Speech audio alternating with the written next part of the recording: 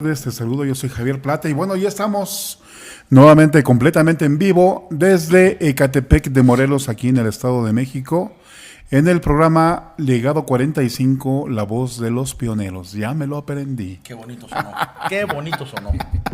Buenas tardes, compañeros. Gabriel Ro, a sus órdenes también. Bueno, pues aquí con un gran invitado, compañeros. La verdad es que yo había escuchado hablar del compañero, no lo conocía. Hoy tengo la bendición de conocerlo. Y bueno, pues hoy está con nosotros el padrino Juan de Dios R. Bienvenido, padrino. Buenas tardes. Bienvenido. Buenas tardes, yo me llamo Juan de Dios R., un ex borracho. Y pues bueno, él nos va a compartir su testimonio. De ahí viene, ahora sí que el nombre del programa, él como veterano del modelo de recuperación de cuarto y quinto paso, él nos va a compartir pues su testimonio desde 1994. 94, sí. Híjole, ya hace ¿cuántos años? ¿30? 31. ¿Más? 31 años. Y la verdad es que este tipo de testimonios son los que seguirán enriqueciendo pues nuestro programa, y para los que estamos interesados en el modelo de cuarto y quinto paso, escuchar de boca de uno de los pues sí, de la gente que estuvo en estos inicios, la verdad que para mí es muy enriquecedor. Espero que para ti también. Y bueno, pues le paso el micrófono a mi compañero Gabriel Ro. Gabriel Ro, aquí a sus órdenes. Pues sí, fue muy grato y gracias de verdad, padrino Juan, por aceptar la invitación. Fue muy grato concretar primero que nada la idea, ¿no?, del programa Legado 45. Cuando Javi me lo propuso hace unos mesecillos, la verdad es que andaba yo un poquito mal de salud y me tardé un ratito. Pero son cosas que son impostergables, son cosas que tenemos que compartir, que tenemos que dar a conocer pues lo antes posible, porque mientras estamos pensando que sí, que no, pues la vida sigue y los aciertos se multiplican, pero también los errores. Entonces sí es importante que si hay algo que podemos mejorar, se mejore lo antes posible, y si hay algo que podemos solucionar, igual se mejore lo antes posible. Y pues aquí está nuestro primer invitado, como se los prometimos, Juan de Dios, un compañero de 1994 de Grupo Centro, que pues ahorita quiero que escuchen en sus palabras sus vivencias. Nos va a platicar un poquito sobre el tipo de membresía que acudía a las primeras agrupaciones específicas de cuarto y quinto paso, cómo se llevaban a cabo las juntas de preparación, y también nos va a platicar cómo vivió su propia experiencia y otros detallitos muy, muy interesantes. Es que, sin más preámbulo, vamos a darle el micrófono al padrino Juan. Bueno, muchas gracias por la invitación. Es un placer para mí estar esta tarde con ustedes. Y la membresía, la clase de membresía que existía en aquel tiempo era de neuróticos, de adictos, alcohólicos. No se aceptaba gente que no perteneciera a ningún grupo. Toda la gente tenía que tener o militar en un grupo de Alcohólicos Anónimos, y mínimo tenía que tener 6 meses de haber llegado a un grupo de Alcohólicos Anónimos. Y otra de los requisitos, que mínimo se supiera el enunciado del primer paso, ¿sí? Es correcto. Había una situación con respecto a los no alcohólicos, padrino. En algunas ocasiones también había como cierta renuencia a aceptarlos. Sabemos que el Grupo Sur fue de los primeros grupos en aceptar personas sin programa y de un estigma distinto. Pero también sabemos que sí hubo personas no alcohólicas desde los inicios. ¿Qué nos puedes contar al respecto? Bueno, que yo supiera, no me di cuenta. No se recibían personas no alcohólicas por el hecho de que se decía mucho que fueran en lugar de ser de beneficio para ellos, este trabajo les podía hacer mal o fuera contraproducente para ellos. Por eso no se recibía personas sin grupo, porque pues la verdad era un trabajo muy doloroso. Muy difícil, pero además se les tenía que dar las juntas de preparación. ¿Qué nos puedes platicar de las juntas, padrino? Bueno, las juntas de preparación eran 7 juntas que se daban 3 semanas La primera semana se daban 2, lunes y miércoles. La siguiente semana igual 2, lunes y miércoles. La tercera semana era lunes, miércoles y jueves. Y si alguien faltaba a una junta, se daba por hecho que ya no participaba, o si iba al día siguiente, a la siguiente junta, no se le permitía ya entrar, salvo que llevara alguna receta médica y justificara la falta. Porque ciertamente las juntas eran pesadas, no eran agresivas, no se agredía a la persona. A la gente desde que llegaba, cuando ya empezaba la primera junta de preparación, el coordinador nos decía de lo que se iba a tratar, que los únicos que iban a hablar eran los que estaban coordinando y los demás nada más tenían que escuchar, y que nadie más iba a hablar. Se nos hablaba de que era un trabajo muy serio, que era un trabajo doloroso, y que por primera vez en nuestra vida pues nos comprometiéramos e hiciéramos el esfuerzo por no faltar a las reuniones. Eran juntas que no se ofendía a las personas que llegaban. Cuando el coordinador empezaba a hablar, él decía claramente: aquí no es personal contra nadie, se avientan chalecos, al que le quede se lo pone y nada más.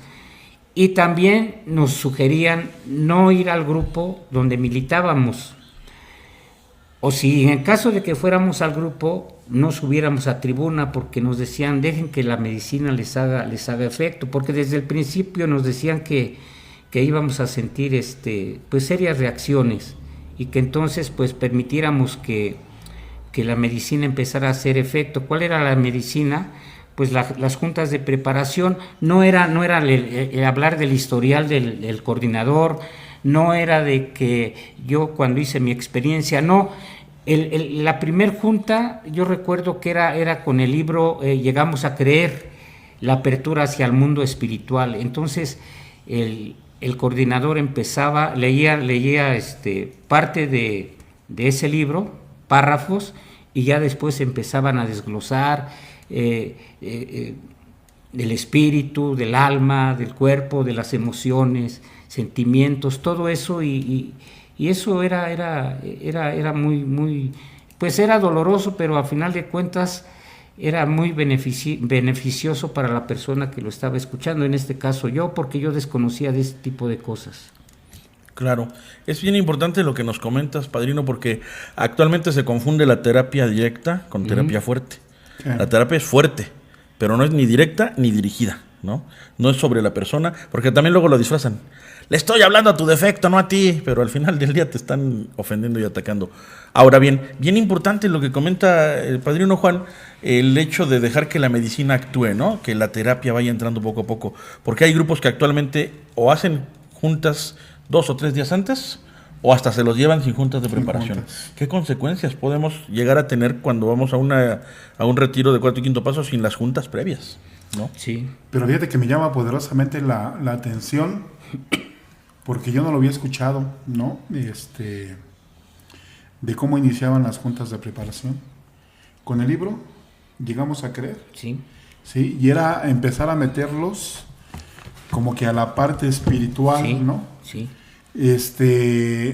Híjole, qué interesante, yo esto no lo había escuchado. Y pues no sé, o sea, yo me quisiera imaginar una junta de esas que acá la gente recuperada de este lado, tratando de meterle, de acariciarle, de decirle: mira, esto es lo que necesitas para poder dejar de beber. Empiézate a meter a la cuestión espiritual sin confundirlos en la religión, ¿no? Exacto. Y híjole, qué gran labor, ¿eh?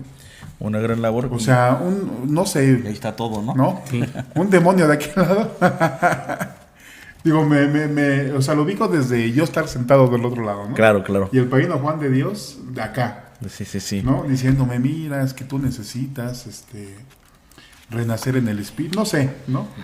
Y yo digo, ¿qué es eso? ¿De qué me está hablando? Y es que nuestro amado movimiento, ya hemos concluido, ¿no?, que es un modelo de recuperación espiritual basado en un programa, nuestro programa madre, que también es espiritual, en donde los elementos religiosos tienen que salir sobrando por el momento. Ya si alguien tiene una religión, esto lo va a acercar más a su religión, o en algún momento, si no tiene religión, a quizá darle la curiosidad de buscar una, ¿no? Pero no impuesta. Yo creo que el punto de poder encajar fe, ¿no?, en la persona que está enfrente, ¿no? Que FE, fuerza espiritual.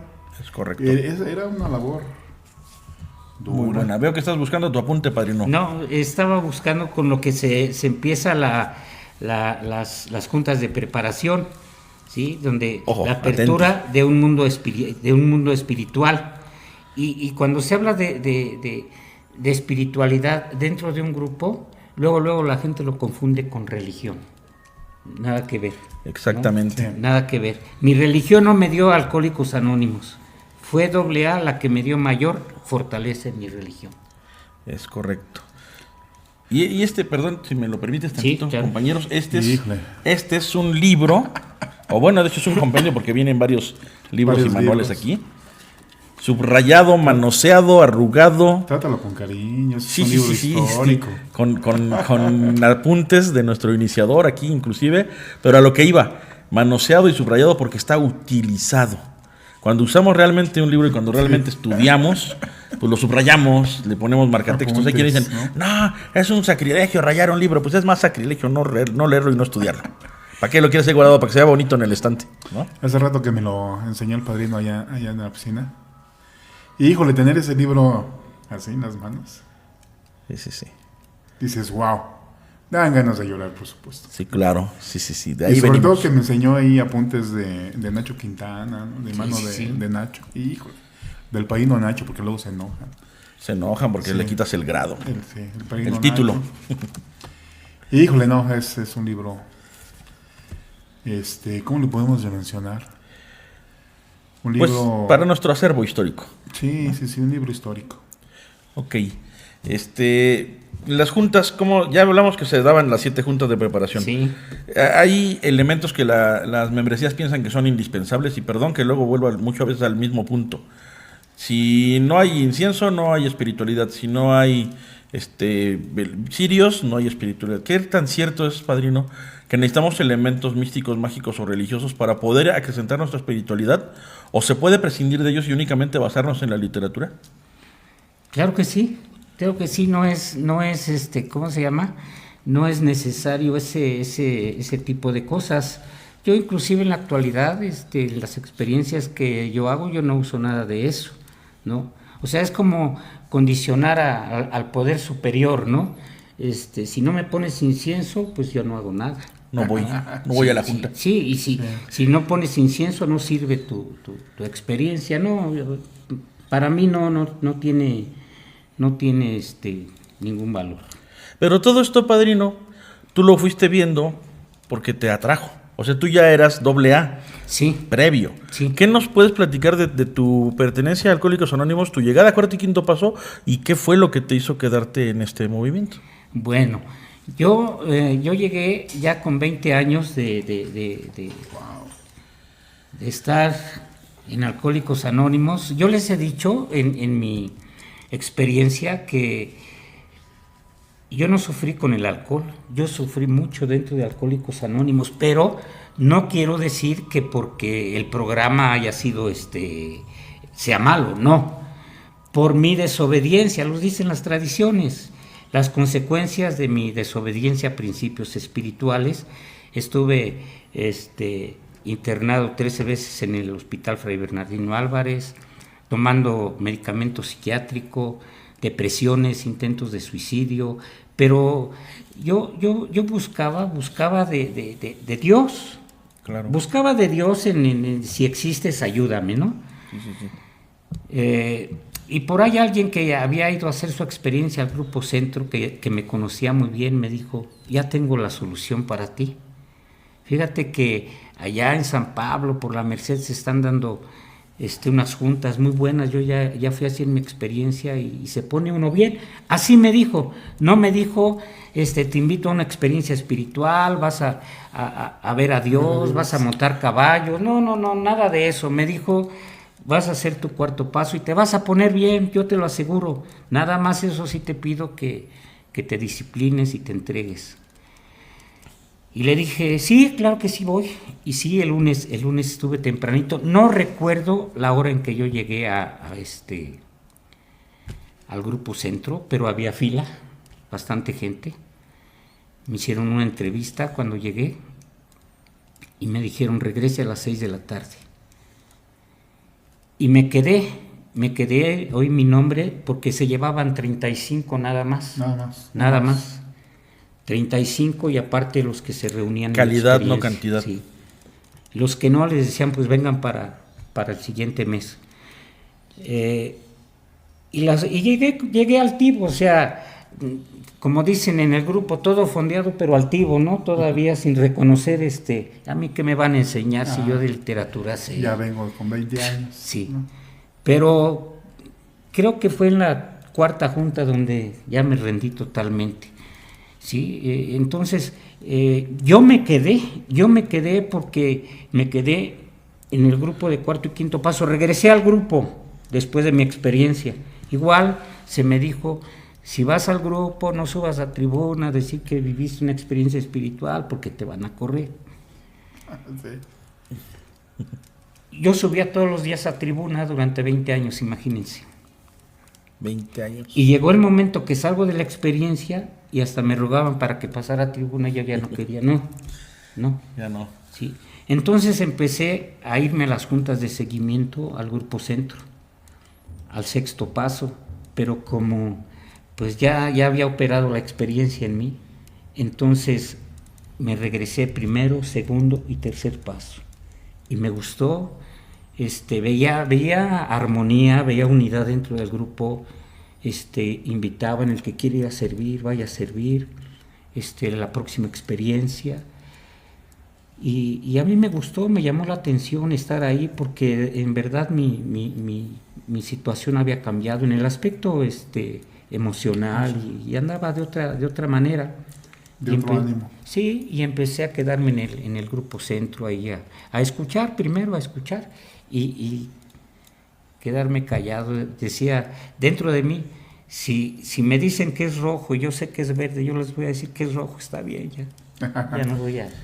Confiando. Sí, Fíjense cuán importante, compañeros, es el testimonio de mi padrino Juan, el hecho de haber estado tantos años en AA y después de un retiro de cuarto y quinto paso o experiencia espiritual, como se le conoce comúnmente, encontrarle el verdadero significado a la literatura y una interiorización. Cuando yo hablo de interiorización, quiero decir que no solamente necesitamos aprender y memorizar, sino que tenemos que comprender y aplicar, porque aún comprendiendo, si no aplicamos los principios, no va a haber un verdadero cambio de juicios y actitudes.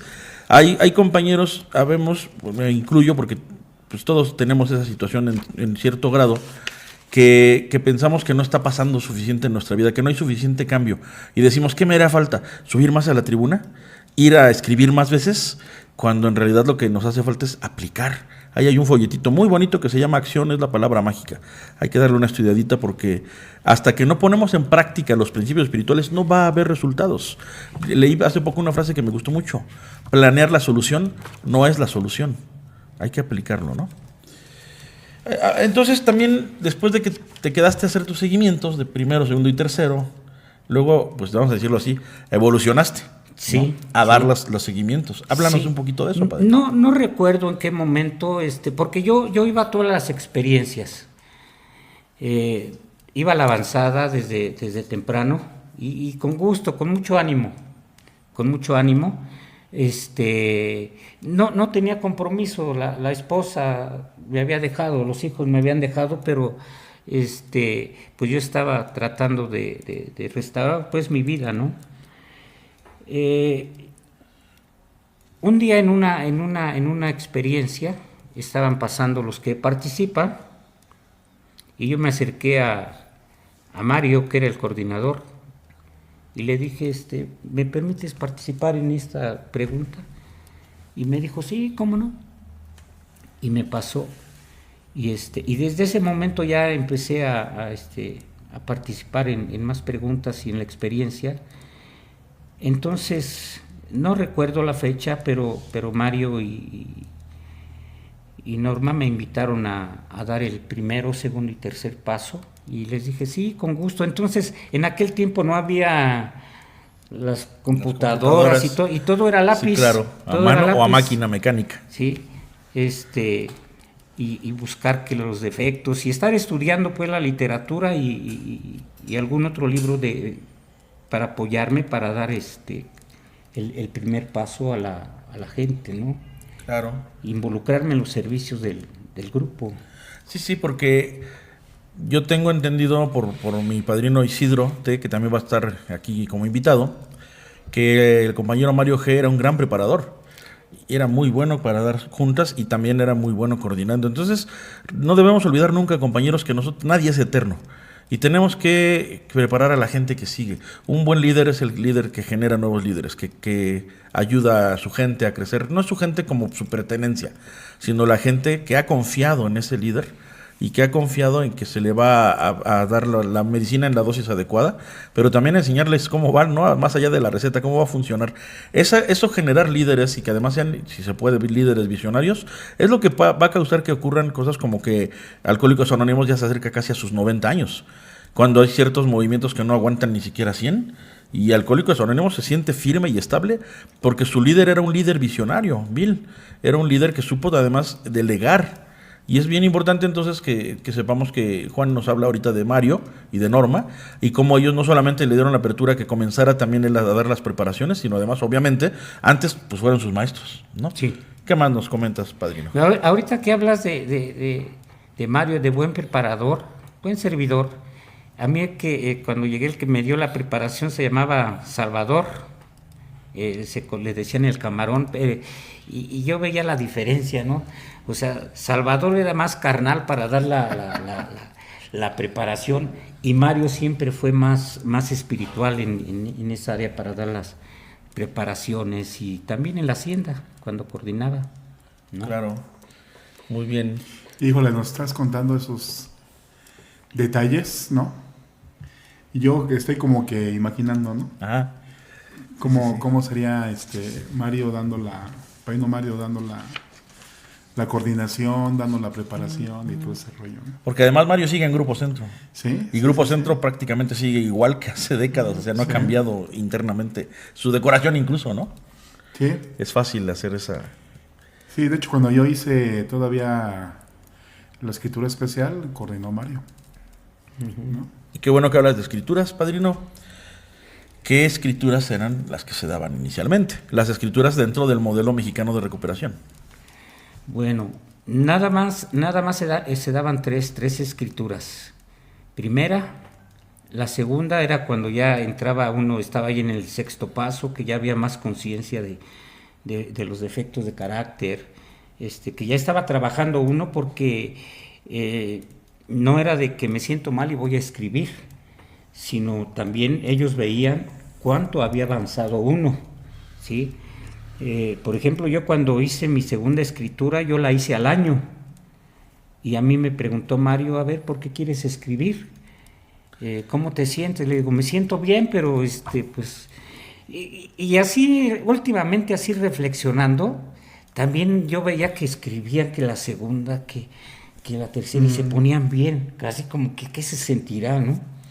Entonces yo le dije, yo me siento bien, y me dijo, muy bien, pues te sientas a escribir, ¿no? Y diciéndole, me siento bien. Sí, importantísimo. Sí. Importantísimo. Sí. Sí, porque luego creemos que la cura está en las escrituras. Sí. Entre más escribo, más me curo. No. Me siento bien significa ya resolví lo que escribí. Claro. Ajá, ¿Qué sigue? Es lo que iba a mencionar. No, Eh. o sea, ya trascendí, ya pude brincar. Ahora que sí. Sí. Eso yo lo he compartido en grupos donde me han invitado, que me invitan mucho a compartir experiencia.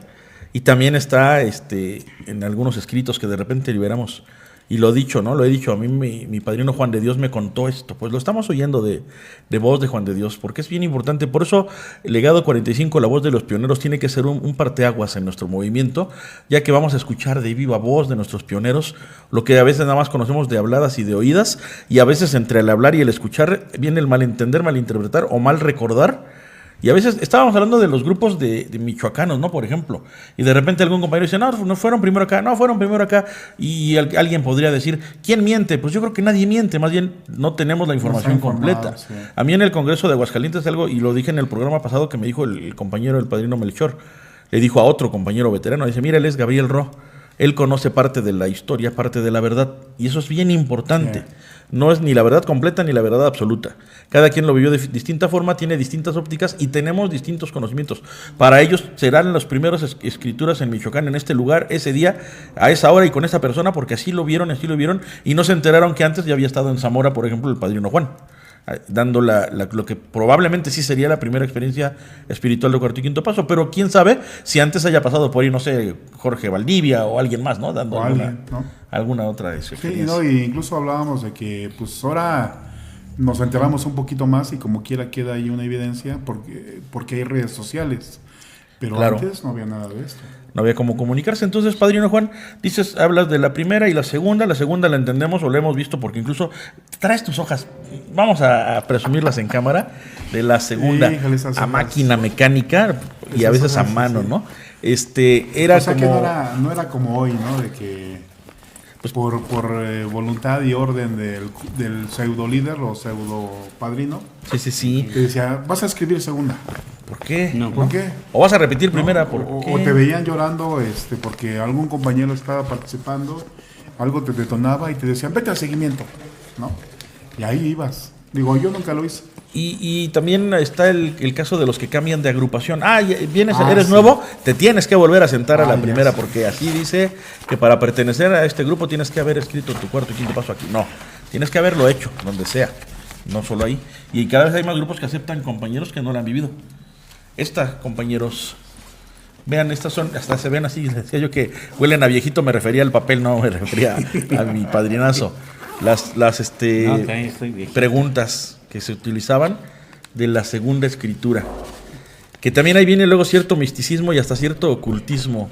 Sí, viene cierto misticismo, cierto ocultismo que dicen, no, es que estas preguntas no las tiene que leer el que no las ha vivido. Pues ahí vienen en la literatura de AA, nada más que no la ha leído tampoco, ¿no? O luego viene la otra parte también mística, mágico, cómico, musical de, es que esto es sagrado.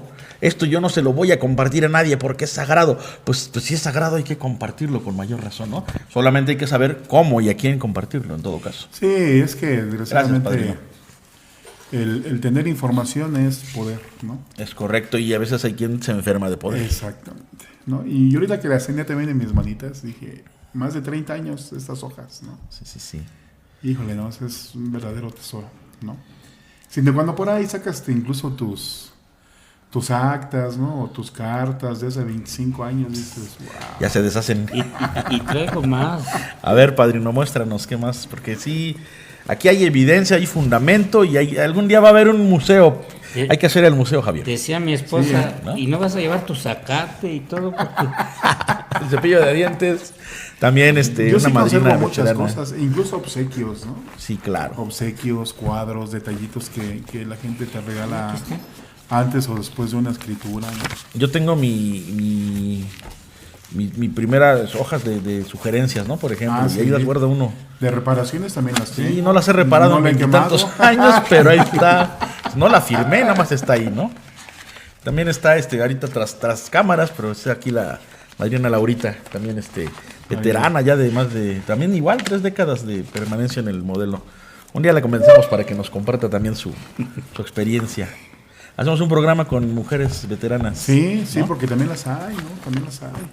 Y ojalá quieran venir, ¿no? De muy buena voluntad. La única intención de este programa, Legado 45, pues es dejar testimonio para las futuras generaciones. No nos mueve otra cosa, ¿no? Fíjense, compañeros. Y para ti que estás interesado en qué fue, quién fue y cómo fue, pues aquí puedes tener, como decía Gabriel, parte de la verdad, ¿no? Sí, exacto. parte de la verdad, porque como tal no hay como que pues, se perdieron fechas, ¿no? No, un depositario está canijo. Sí, O sea, sí.